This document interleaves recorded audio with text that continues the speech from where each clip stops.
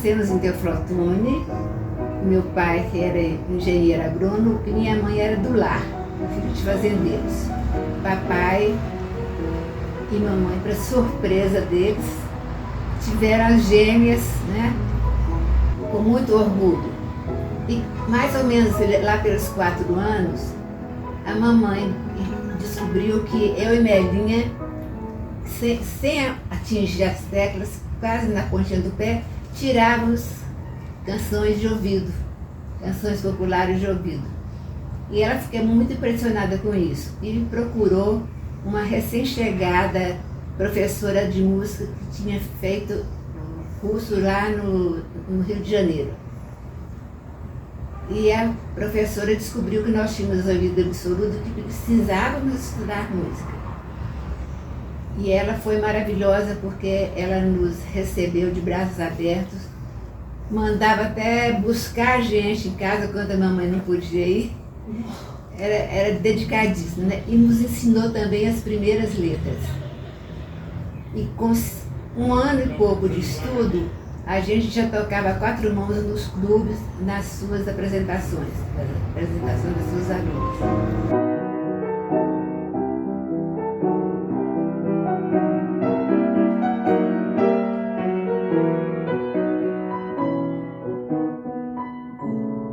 Em casa, papai nos incentivou desde pequenas a ouvir a boa música, erudita e popular, pela Rádio Nacional ou na radiola da sala. Com sua bela voz de barítono, gostava de nos embalar na rede da varanda, entoando ternas canções de ninar. Naquele tempo cantávamos nas praças lindas canções infantis de mãos dadas na roda. Havia frequentes apresentações de cantos e danças no grupo escolar ou no teatro, das quais participávamos. Para os jovens, as famosas serenatas e os animados bailes familiares. Na tela do desconfortável, mas popular cinema local, nos deliciávamos assistindo a todos os belos musicais da época.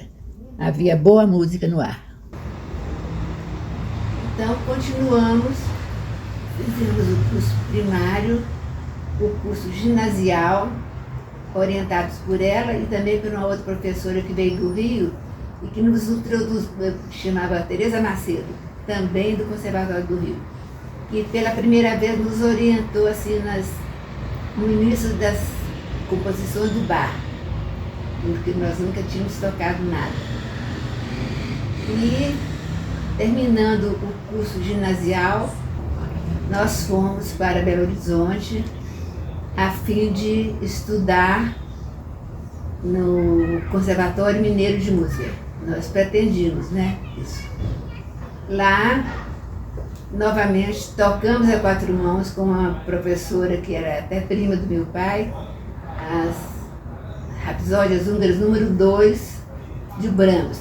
Isso sem preparo nenhum, né? A gente fazia tudo assim na base quase que do ouvido absoluto. Então, procuramos o professor Fernando Coelho, que era um dos melhores professores do conservatório na época. Ele nos recebeu de braços abertos.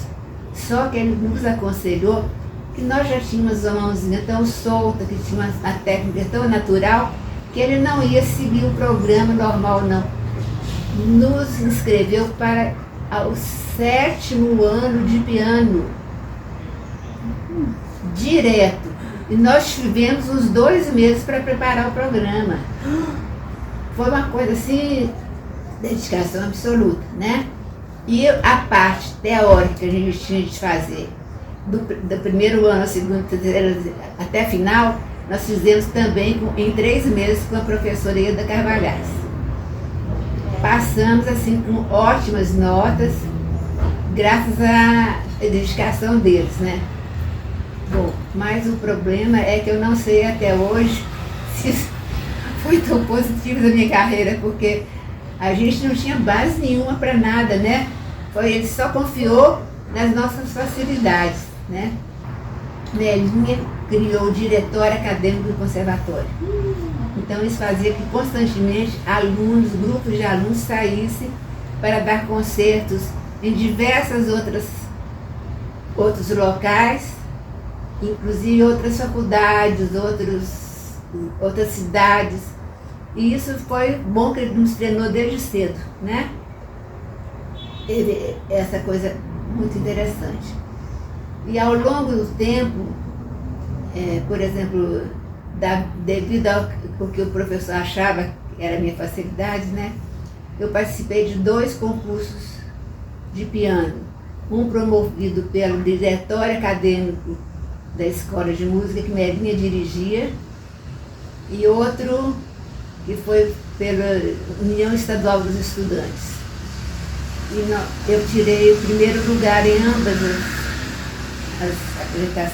os concursos. Eu acho também que é porque eu fazia as coisas de uma maneira tão natural que eu não tinha receio nenhum de enfrentar o público, não, sabe? Eu ia assim, tranquila.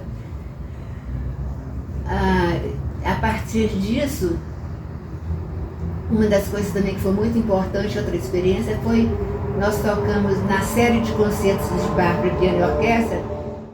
Fomos os únicos alunos que participamos de toda a série dos concertos, com o concerto 3 pianos de Bach.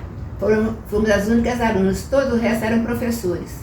Então nós ficamos nos sentindo assim, muito envaidecidas com essa oportunidade, né?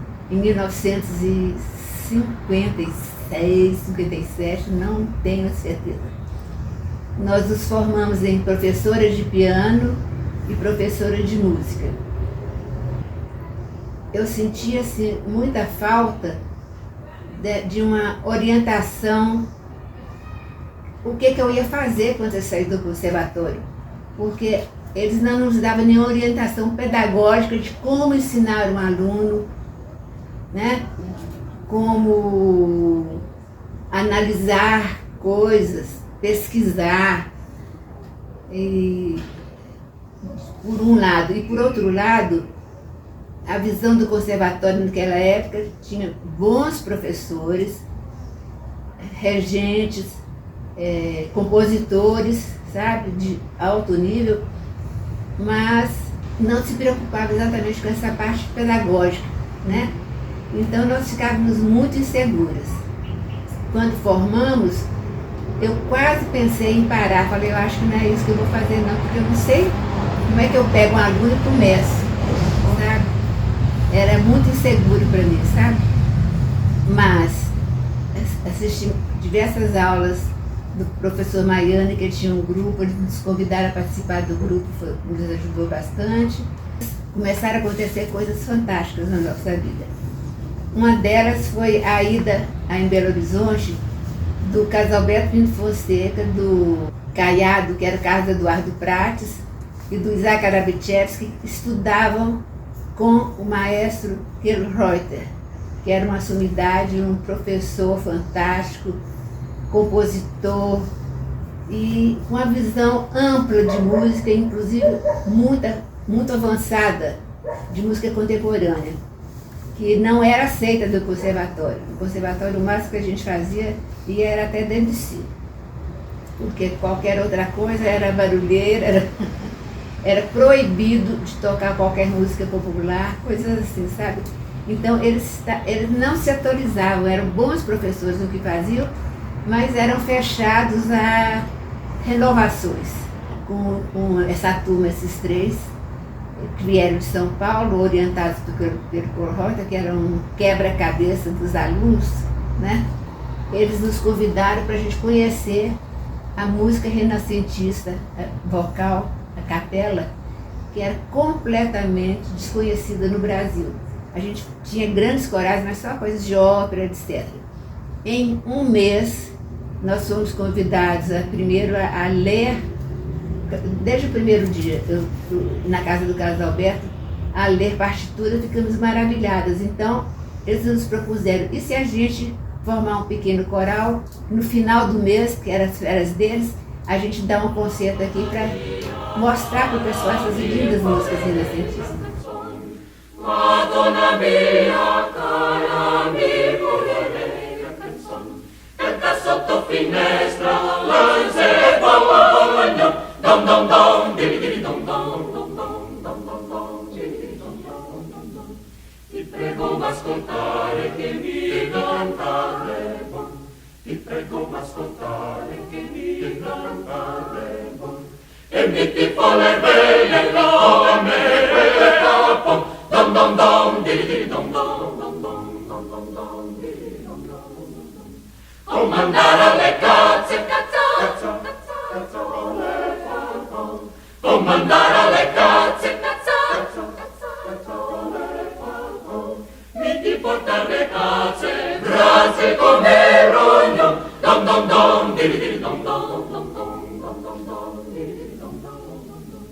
Si non saper dire tante belle son, si non saper dire tante belle. Todo mundo ficou encantado. Aí convidamos diversas outras pessoas, inclusive a Lúcia Godoy, que aceitou ser nossa solista. Ela já era uma gloriosa voz, né? E estudamos, assim, em tempo integral. A coisa mais importante para a gente nesses 28 dias quase, foi uma coisa assim, foi estudar, e o Isaac com uma exigência assim, fantástica. E depois desse tempo, nós demos nosso primeiro concerto na Sociedade de Engenharia, e foi um sucesso incrível, porque eles descobriram essa música maravilhosa. E a qualidade do coral também foi excepcional. O Isaac, eu considero que, de certa forma, ele foi um mestre para mim. Foi com ele que eu descobri assim, as sutilezas de interpretação de uma música, que tivesse mais nuances, etc. Mais consciência, né, musical. E eu sei que depois disso, quando terminou esse concerto, um dos críticos famosos, que eu esqueci o nome, que era um alemão, na época, que fazia crítica mesmo, não era simplesmente notícia, né? Falou, esse coral não pode parar. Aí fez um movimento geral, toda vez escrevia, até que o Carl Reuter, que dessa época já tinha ido para a Bahia, fundar os Seminários Livres de Música da Universidade da Bahia, liberou o Isaac para ficar metade lá e metade aqui para ensaiar o nosso coral. No fim de menos de 2 anos, 1 ano e pouco, nós resolvemos que nós iríamos cantar, fazer uma turnê pela Europa, porque a gente já tinha feito turnês pelo Brasil inteiro. Então, angariamos dinheiro e ajuda do governo, assim, indo de porta em porta quase, sabe? Convencendo as pessoas que era importante eles nos darem essa oportunidade. E